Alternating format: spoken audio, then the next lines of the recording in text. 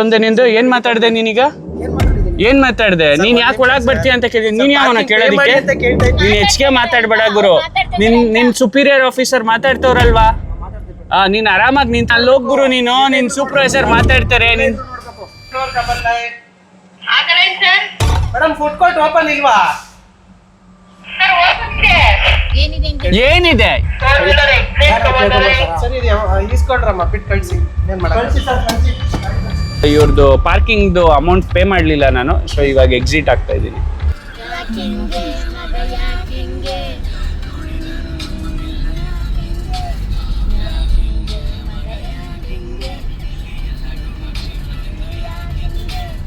So ಬೂದಿಕೋಟೆಗೆ ಹೋಗ್ತಾ ಇದ್ದೀವಿ. ಹೋಗಿ ಅಲ್ಲೊಂದು ಜಸ್ಟ್ 3 minutes ರೀಲ್ಗೋಸ್ಕರ ನಾವಿವತ್ತು ಟ್ರಾವೆಲ್ ಮಾಡ್ತಾ ಇರೋ ಕಿಲೋಮೀಟರ್ಸ್ ಬಂದು 300 ಕಿಲೋಮೀಟರ್ಸು.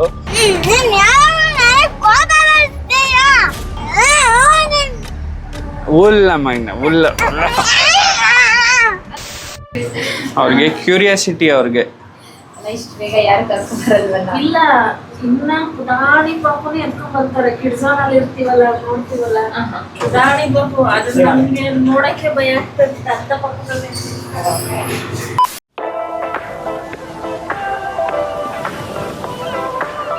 ಸ್ನೇಹಿತರೆ, ನಾವು ನಿನ್ನೆನೇ ಈ ಶೂಟಿಗೆ ಹೋಗ್ಬೇಕಾಗಿತ್ತು, ಆದರೆ ಟೈಮ್ ಆಗಲಿಲ್ಲ. ಸೊ ಹಾಗಾಗಿ ಶೂಟ್ಗೆ ಹೋಗೋಕ್ಕಾಗಲಿಲ್ಲ. ಸೊ ಇವತ್ತು ಮತ್ತೆ ಹೊರಡ್ತಾ ಇದ್ದೀವಿ ಶೂಟ್ಗೆ ಹೋಗೋದಕ್ಕೆ.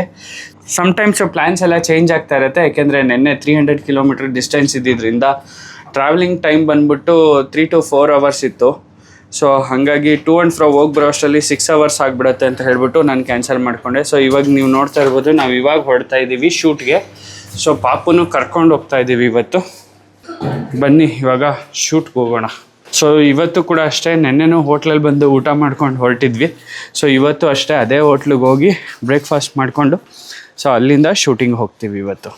ಸೊ ಶೂಟಿಂಗ್ ಹೋಗಬೇಕು ಅಂತಂದರೆ ಮುಂಚೆ ಎಲ್ಲ ನಾವು 3 ಜನ ಇದ್ವಿ. ನಾನು, ನಂದಿನಿ ಮತ್ತು ಭೀಷ್ಮ 3 ಜನರೂ ಆರಾಮಾಗಿ ಹೋಗ್ಬೋದಿತ್ತು. ಆದರೆ ಪಾಪು ಬಂದಮೇಲಂತೂ ತುಂಬಾ ಪ್ರಿಪ್ರೇಷನ್ಸ್ ಬೇಕಾಗಿದೆ. ಯಾಕೆಂತಂದರೆ ಪಾಪುನ ಕಾರಲ್ಲಿ ಕರ್ಕೊಂಡು ಹೋಗೋದು ಅಷ್ಟು ಸೇಫ್ ಅಲ್ಲ ಅಂತ ನನಗೆ ಗೊತ್ತು. ಆದರೆ ರಿಸ್ಕ್ ತೊಗೊಂಡು ಮಾಡ್ತಿದ್ದೀವಿ. ಯಾಕೆಂತಂದರೆ ನಮ್ಮ ಲೈಫು ನಮ್ಮ ಕಮಿಟ್ಮೆಂಟ್ ಇದೆ. ಸೊ ಹಂಗಾಗಿ ನಮ್ಮ ಕಮಿಟ್ಮೆಂಟ್ನ ಫುಲ್ಫಿಲ್ ಮಾಡ್ಕೋಬೇಕು. ಬೇರೆ ಆಪ್ಷನ್ಸೇ ಇಲ್ಲ. ಇನ್ನೊಬ್ರನ್ನ ಕೇಳಿದ್ರೆ ಯಾರೂ ಕೂಡ ನಮಗೆ ಕೊಡೋದು ಇಲ್ಲ. ಇದೆಲ್ಲರಿಗೂ ಗೊತ್ತಿರುವಂಥ ಯೂನಿವರ್ಸಲ್ ಟ್ರೂತು. ಮತ್ತೊಬ್ಬರನ್ನ ಕೇಳಿ ಇಲ್ಲ ಅನ್ಸ್ಕೊಳ್ಳೋದ್ಕಿಂತ ನಮ್ಮ ದುಡಿಮೆನ ನಾವೇ ದುಡಿದ್ರೆ ಬೆಸ್ಟು. ಬರೋ ಇಷ್ಟು ಶೂಟ್ಸಿಂದ ನಮ್ಮ ಜೀವನ ನಡೀತಾ ಇದೆ. ಸೊ ವ್ಲಾಗ್ಸು ಯಾಕೆ ಮಾಡ್ತಿದ್ದೀವಿ ಅಂತಂದರೆ, ವ್ಲಾಗ್ ಮಾಡ್ತಾ ಇರೋ ಉದ್ದೇಶ ಒಂದೇ, ನಮ್ಮ ಲೈಫ್ ಹೇಗಿರುತ್ತೆ ಅನ್ನೋ ಬ್ಯಾಕ್ ಆ್ಯಂಡ್ ಸೀನ್ನ ಜನರಿಗೆ ತೋರಿಸ್ಬೇಕು ಅನ್ನೋ ಉದ್ದೇಶದಿಂದ ನಮ್ಮ ಚಾನಲ್ನ ಎಲ್ಲರೂ ನೋಡ್ತಿರ್ತೀರ. ಎಲ್ರಿಗೂ ಗೊತ್ತಿದೆ ನಮ್ಮ channel. So but behind the scenes ನಮ್ಮ ಲೈಫು ತುಂಬಾ ಸ್ಟ್ರಗಲ್ ಇರುತ್ತೆ. ನೀವು ಸ್ಕ್ರೀನ್ ಮೇಲೆ ನೋಡೋಷ್ಟು ಬ್ಯೂಟಿಫುಲ್ಲಾಗಿ ನಮ್ಮ ಲೈಫ್ ಇರಲ್ಲ, ತುಂಬಾ ಸ್ಟ್ರಗಲ್ ಇರುತ್ತೆ. ಆ ಸ್ಟ್ರಗಲ್ನೆಲ್ಲ ಒಂದು ಕಡೆ ತೋರಿಸ್ಬೇಕು ಅಂತ ಹೇಳಿ ನಮ್ಮ ಯೂಟ್ಯೂಬ್ ಚಾನಲ್ನ ವ್ಲಾಗ್ಸ್ನ ಶುರು ಮಾಡ್ತಿದ್ದೀವಿ. ಸೊ ಇನ್ನು ಮುಂದಕ್ಕೆ ಪ್ರತಿಯೊಂದು ವ್ಲಾಗ್ಸ್ ಬರ್ತಾ ಹೋಗುತ್ತೆ. ಸೊ ಈಗ ಹಿಂದೆ ಏನೆಲ್ಲ ರೆಕಾರ್ಡ್ ಮಾಡಿ ವ್ಲಾಗ್ಸ್ ಮಾಡಿದ್ವಿ ಅದನ್ನು ಒಂದೊಂದೇ ರಿಲೀಸ್ ಮಾಡ್ತಾ ಹೋಗ್ತೀವಿ. ಸೊ ಇದು ನಮ್ಮ ಮೊದಲನೇ ವ್ಲಾಗು. ಸೊ ನೋಡಿ ಎಂಜಾಯ್ ಮಾಡಿ. Thank you.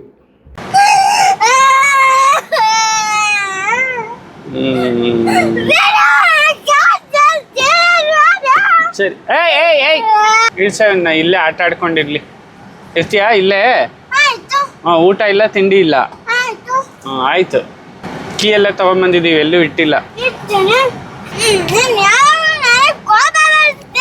ಮಕ್ಕಳು ತರಲೆ ತುಂಟಾಟ ತುಂಬ ಕಾಮನ್ನು, ನಿಮ್ಮ ಮನೆಗಳಲ್ಲೂ ನೀವು ನೋಡಿರ್ತೀರ. ಆದರೆ ನಮ್ಮ ಭೀಷ್ಮ ಸ್ವಲ್ಪ ಜಾಸ್ತಿನೇ ಆಡ್ತಾನೆ. ಈ ವ್ಲಾಗಲ್ಲಿ ಕಂಪ್ಲೀಟಾಗಿ ರಾ ಆಗಿಟ್ಟಿರೋ ಕ್ಲಿಪ್ಪಿಂಗ್ಸ್ಗಳ ಉದ್ದೇಶ ಏನು ಅಂತಂದರೆ, ನಮ್ಮ ಲೈಫ್ ಹೇಗಿದೆಯೋ ಹಾಗೆ ತೋರಿಸೋಣ ಅಂತ ಹೇಳಿ, ಏನನ್ನು ಪಾಲಿಷ್ ಮಾಡೋದು ಬೇಡ ಅಂತ ಹೇಳಿ. ನೀನು ಗುಡ್ ಬೈ ಅಲ್ವಾ? ಅರ್ಥ ಮಾಡ್ಕೊಪ್ಪ, ನೀನು ಗುಡ್ ಬೈ ಬೇಡ, ಅರ್ಥ ಮಾಡ್ಕೊ. ನೀನು ಗುಡ್ ಬೈಯಾ? ಆಯ್ತಾಯ್ತು, ಸುಮ್ಮನೆ ಉಲ್ಲ ಮಗನ ಉಲ್ಲ.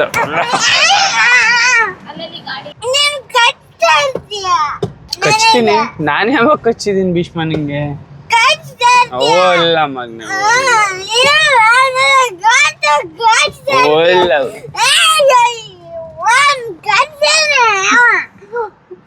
ಸುಮ್ಮನೆ ಭೀಷ್ಮ, ಮುಂದೆ ಗಾಡಿ ಇದೆ ಅಲ್ಲ ಭೀಷ್ಮ, ಮುಂದೆ ಗಾಡಿ ಇದೆ. A few moments later. So ಇವತ್ತಿನ ಶೂಟ್ ಎಲ್ಲಿಗೆ ಅಂತ ಯೋಚನೆ ಮಾಡ್ತಾ ಇದ್ದೀರಾ? ಇವತ್ತು ನಾವು ಹೋಗ್ತಾ ಇರೋದು ಕೋಲಾರ ಜಿಲ್ಲೆಯ ಬಂಗಾರಪೇಟೆ ತಾಲೂಕು ಬೂದಿಕೋಟೆ ಹೋಬಳಿ ಬರುತ್ತೆ. ಸೊ ಬೂದಿಕೋಟೆಗೆ ಹೋಗ್ತಾ ಇದ್ದೀವಿ. ಹೋಗಿ ಅಲ್ಲೊಂದು ಜಸ್ಟ್ 3 ಮಿನಿಟ್ಸ್ ರೀಲ್ಗೋಸ್ಕರ ನಾವಿವತ್ತು ಟ್ರಾವೆಲ್ ಮಾಡ್ತಾ ಇರೋ ಕಿಲೋಮೀಟರ್ಸ್ ಬಂದು 300 ಕಿಲೋಮೀಟರ್ಸು. ಸೊ ಆಲ್ಮೋಸ್ಟು ಹೋಗೋದಕ್ಕೆ 3 hours ಬೇಕು, ಬರೋದಕ್ಕೆ 3 hours ಬೇಕು. So full highway. ಸೊ ಹಾಗಾಗಿ ನಂದಿನಿನ ಕರ್ಕೊಂಡು ಹೋಗ್ತಾ ಇದ್ದೀನಿ. ಇಲ್ಲಾಂದರೆ ಶೂಟ್ ಮಾಡಿ ನಂದಿನಿನ ಚೀಟ್ ಮಾಡಿ ಬ್ಯಾಕ್ಗ್ರೌಂಡಲ್ಲಿ ಹಾಕ್ಕೊಬೋದಿತ್ತು.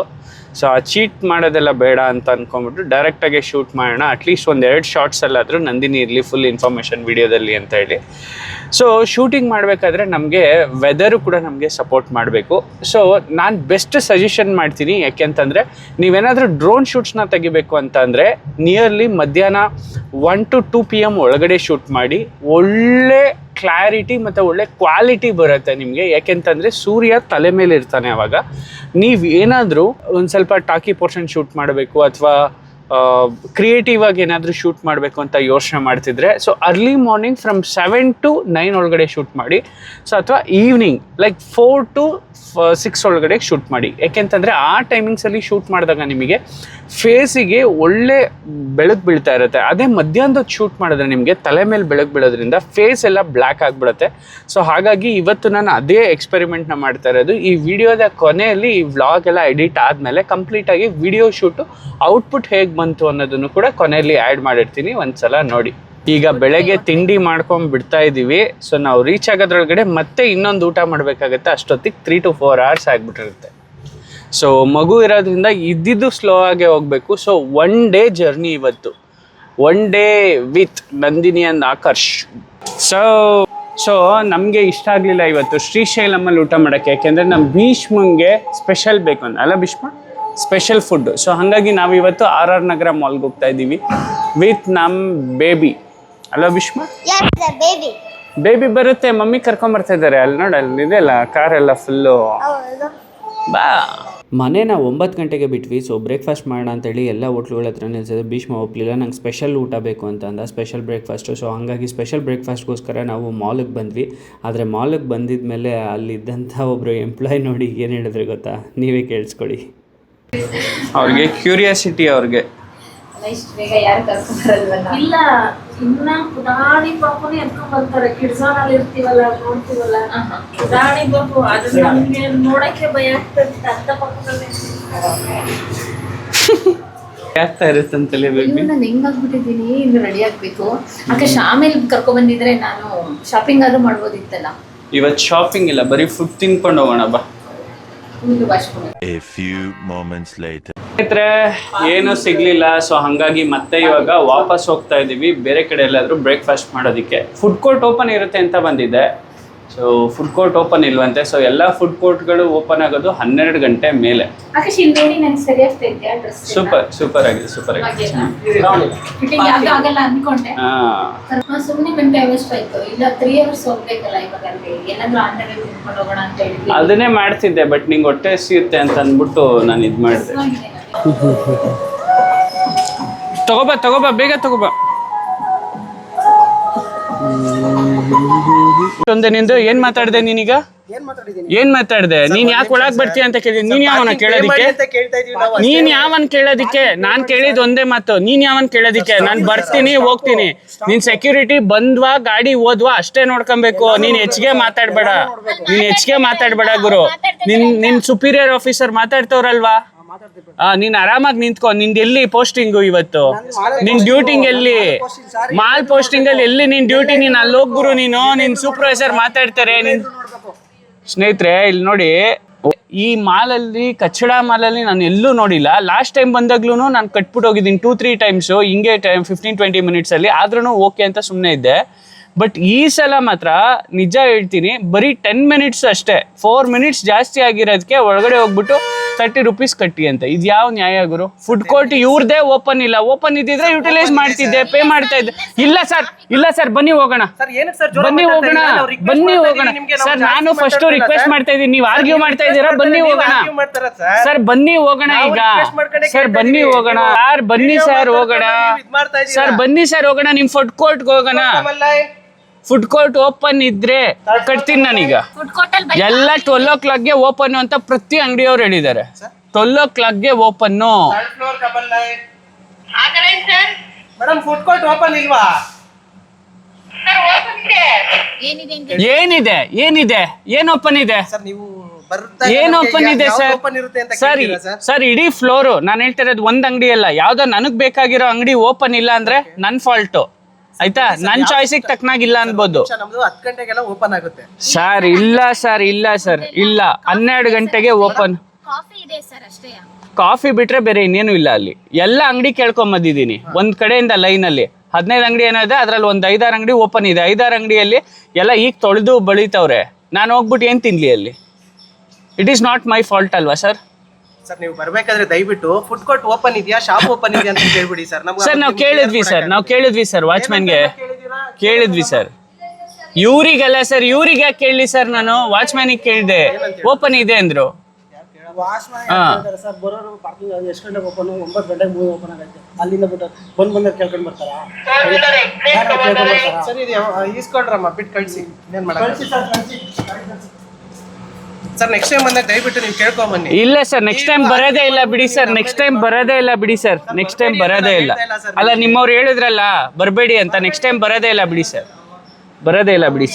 ಸರ್ವಿಸ್ ಕೊಡೋಕ್ಕೋಸ್ಕರನೇ ಸರ್. Thank you. ಇವ್ರದ್ದು ಪಾರ್ಕಿಂಗ್ದು ಅಮೌಂಟ್ ಪೇ ಮಾಡಲಿಲ್ಲ ನಾನು, ಸೊ ಇವಾಗ ಎಕ್ಸಿಟ್ ಆಗ್ತಾ ಇದ್ದೀನಿ. ಸೊ ಈ ಥರ ಪ್ರತಿ ಸಲ ಕಸ್ಟಮರ್ಸು ಬಂದವ್ರಿಗೆಲ್ಲ ನಿಮಗೆ ಮಾತ್ರ ಮಾತಾಡಿ ಸರ್. ಎಲ್ಲರಿಗೂ ಆಗತ್ತೆ ಸರ್, ಸ್ವಲ್ಪ ಹೆವಿಯಾಗಿ ಮಾತಾಡ್ತಾರೆ ಇವ್ರುಗಳೆಲ್ಲ. ಹೆವಿ ತಿಕ್ಕಂಚಲಿ ಇರುತ್ತೆ. ಒಂಚೂರು ನಾವು ರಫ್ ಆಗಿ ಬಿಹೇವ್ ಮಾಡಿದ್ರೆ ಸುಮ್ಮನೆ ಓಪನ್ ಮಾಡ್ತಾರೆ.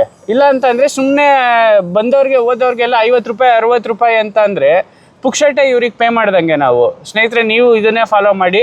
ಅಂಡರ್ 30 ಮಿನಿಟ್ಸ್ ಏನಾದರೂ ನೀವು ಎಕ್ಸಿಟ್ ಆಗ್ತಿದ್ದೀರಾ ಅಂತಂದರೆ, ನಿಮಗೆ ಬೇಕಾಗಿರೋ ಮಾಲ್ ಫೆಸಿಲಿಟಿ ಇಲ್ಲದೆ ನೀವು ಎಕ್ಸಿಟ್ ಆದರೆ ನೀವು ಇದೇ ಥರ ಮಾಡಿ. ಏನಕ್ಕೆ ಪೇ ಮಾಡ್ತೀರಾ? ವೇಸ್ಟು. ನಾವು ಯುಟಿಲೈಸ್ ಮಾಡಬೇಕು ಇವ್ರ ಸರ್ವಿಸಸ್ನ. ಯುಟಿಲೈಸ್ ಮಾಡಿದಾಗ ನಾವು ಇದು ಮಾಡಿದ್ರೆ ನಾವು ಪೇ ಮಾಡೋಣ.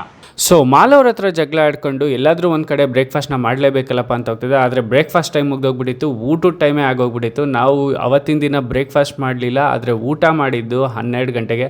ಸೊ ಹಾಗಾಗಿ ನಾನು ರೋಡ್ ಸೈಡಲ್ಲಿ ಹೋಗ್ತಾ ಇರ್ಬೇಕಾದ್ರೆ GFC ಅನ್ನೋ ಬ್ರ್ಯಾಂಡಿಂಗ್ ನೋಡಿದೆ. ಸೊ GFC ನಿಮಗೆ ಗೊತ್ತೇ ಇದೆ, ಅವರು ನಮ್ಮ ಥರನೇ ಯೂಟ್ಯೂಬರು, ಒಬ್ಬರು ಕಾಂಟೆಂಟ್ ಕ್ರಿಯೇಟರು, ಎಂಟರ್ಪ್ರೂನರು, ಏಜ್ಡ್ ಪರ್ಸನ್ನು.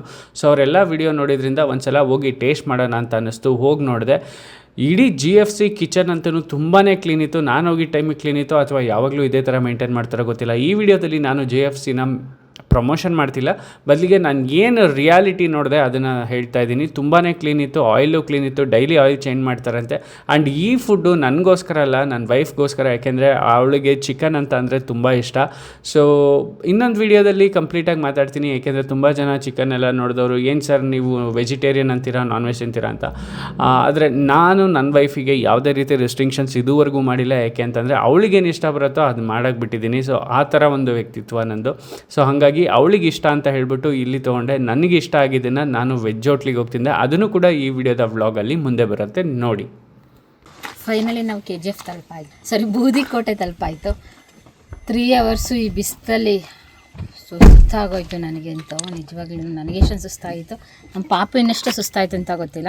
ಆಲ್ರೆಡಿ ನೀವು ನೋಡ್ಬೋದು ಡ್ರೋನ್ ಎಲ್ಲ ಆರಿಸಾಯಿತು. ಇನ್ನೇ ನನ್ನ ಶೂಟಿಗೆ ರೆಡಿ ಆಗೋಣ. ನಾವು ಲೊಕೇಶನ್ಗೆ ರೀಚ್ ಆಗೋದ್ರೊಳಗಡೆ 2 ಗಂಟೆ ಆಯಿತು. ಸೊ ಹಾಗಾಗಿ ಮಧ್ಯಾಹ್ನ ಆಗಿದ್ದರಿಂದ ಡ್ರೋನ್ ಶೂಟ್ಸ್ನ ತೆಗೆಯೋದಕ್ಕೆ ಫಸ್ಟು ಶುರು ಮಾಡಿಕೊಂಡೆ. ಅದಾದಮೇಲೆ ನಂದಿನಿ ರೆಡಿ ಆದರು. ಸೊ ರೆಡಿ ಆಗೋದಂತೂ ನಿಮಗೆ ಗೊತ್ತೇ ಇದೆ. ಸೊ ಲಾಂಗ್ ಟ್ರಾವೆಲ್ ಮಾಡಿರೋದ್ರಿಂದ ಸ್ವಲ್ಪ ಸ್ವೆಟ್ ಆಗಿಲ್ಲ. ಸೊ ಹಾಗಾಗಿ ಕಂಪ್ಲೀಟಾಗಿ ಮೇಕ್ ಓವರ್ ಆಗಿ ರೆಡಿ ಆದಳು. ಇನ್ನೇನು ಶೂಟ್ ಸ್ಟಾರ್ಟ್ ಮಾಡಬೇಕು ಅಂತ ಡಿಸೈಡ್ ಮಾಡಿದ್ವಿ. ಅಷ್ಟರಲ್ಲಾಗಲೇ ಪಾಪುನು ಎದ್ಬಿಟ್ಟ.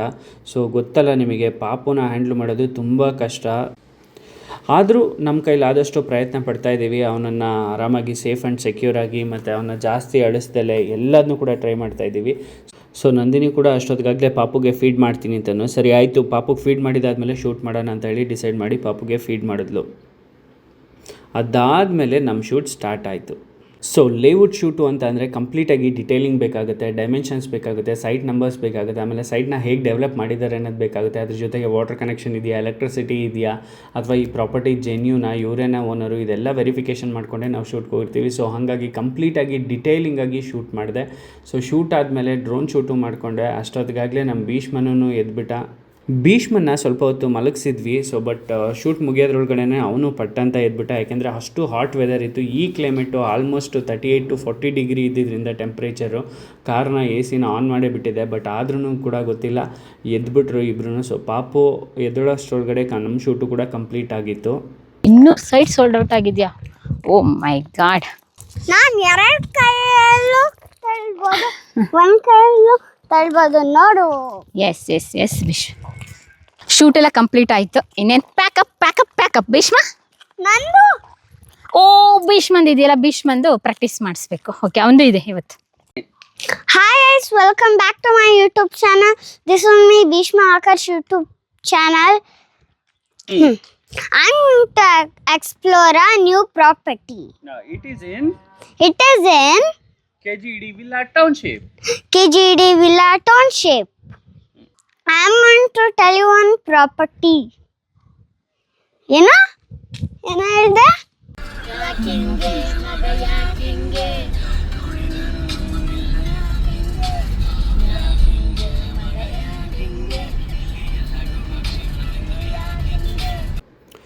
ಸೊ ಈ ವಿಡಿಯೋದಲ್ಲಿ ಕಂಪ್ಲೀಟಾಗಿ ನೋಡಿದ್ರಿ ಒಂದು ದಿನದ ನಮ್ಮ ಜರ್ನಿ ಹೇಗಿತ್ತು ಅಂತ ಹೇಳಿ. ಇದೇ ರೀತಿ ಪ್ರತಿದಿನ ನಮ್ಮ ಜರ್ನಿ ಇರುತ್ತೆ. ಸೊ ಅದನ್ನು ರೆಕಾರ್ಡ್ ಮಾಡಿ ನಿಮಗೆ ತೋರಿಸುವಂಥ ಒಂದು ಪ್ರಯತ್ನನ ಮಾಡ್ತಾಯಿದ್ದೀವಿ.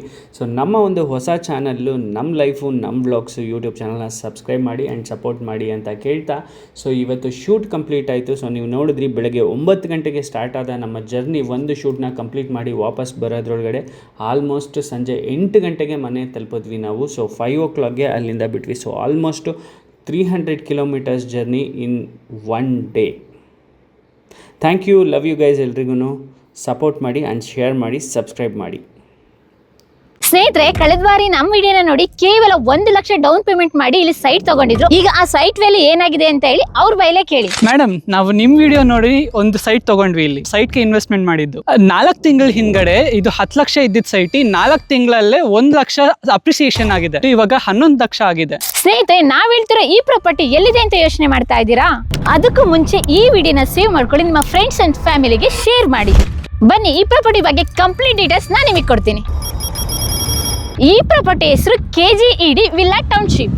ಇದು ಬರೋಬ್ಬರಿ 27 ಎಕರೆಯಲ್ಲಿ ನಿರ್ಮಾಣವಾಗಿರುವಂತ ವಿಲ್ಲಾ ಟೌನ್ಶಿಪ್. ಈ ಲೇಔಟ್ ಅಲ್ಲಿ ಮೇನ್ ರೋಡ್ ಬಂದು 40 ಫೀಟ್ ಇದೆ, ಸಬ್ ರೋಡ್ ಬಂದು 30 ಫೀಟ್ ಇದೆ. ಈ ಲೇಔಟ್ ಅಲ್ಲಿ ಆಲ್ರೆಡಿ ಮನೆಗಳು ಕನ್ಸ್ಟ್ರಕ್ಷನ್ ಆಗಿರೋದನ್ನ ನೀವು ನೋಡಬಹುದು. ಇದರಿಂದಲೇ ಗೊತ್ತಾಗ್ತದೆ ಈ ಲೇಔಟ್ ವಾಸಕ್ಕೆ ಯೋಗ್ಯವಾದಂತ ಲೇಔಟ್ ಅಂತ ಹೇಳಿ.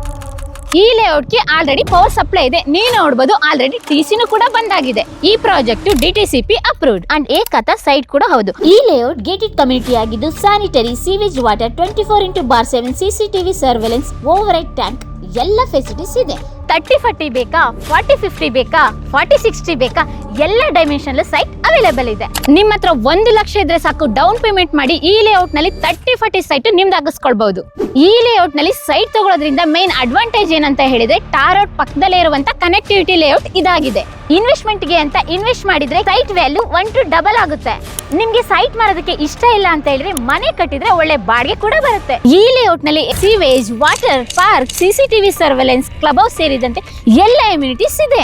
ಈ ಲೇಔಟ್ ಬೆಂಗಳೂರಿಂದ 60 ಕಿಲೋಮೀಟರ್ ಆದ್ರೆ ನ್ಯಾಷನಲ್ ಹೈವೇ ಇಂದ ಕೇವಲ 36 ಕಿಲೋಮೀಟರ್. ಹಾಗಾದ್ರೆ ಈ ಲೊಕೇಶನ್ ಎಲ್ಲಿ ಬರುತ್ತೆ ಅಂತ ಯೋಚನೆ ಮಾಡ್ತಾ ಇದ್ರ, ಒಮ್ಮೆ ಡಿಸ್ಕ್ರಿಪ್ಷನ್ ಹೋಗಿ ಚೆಕ್ ಮಾಡಿ, ಕಂಪ್ಲೀಟ್ ಡೀಟೇಲ್ಸ್ ನಿಮಗೆ ಸಿಗುತ್ತೆ. ಅದ್ರ ಜೊತೆಗೆ ಕೆಳಗೆ ಕೊಟ್ಟಿರುವಂತ ನಂಬರ್ನು ಒಮ್ಮೆ ಕಾಂಟ್ಯಾಕ್ಟ್ ಮಾಡಿ.